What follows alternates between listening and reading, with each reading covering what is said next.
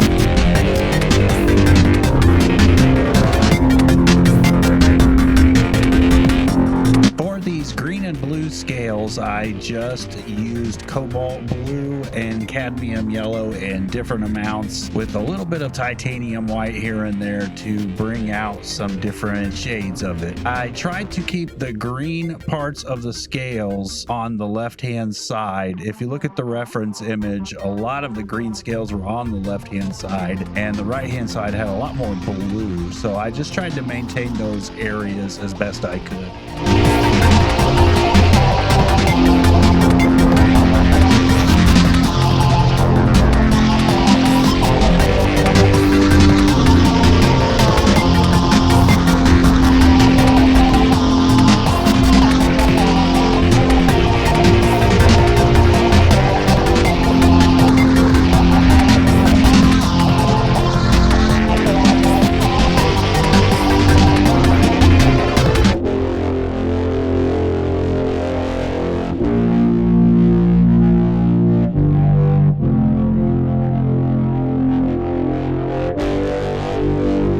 These really dark parts, I mixed up some purple and then added some Mars black to really give that deep sort of midnight purple tone, and I really like how this brought out some of the depth of it.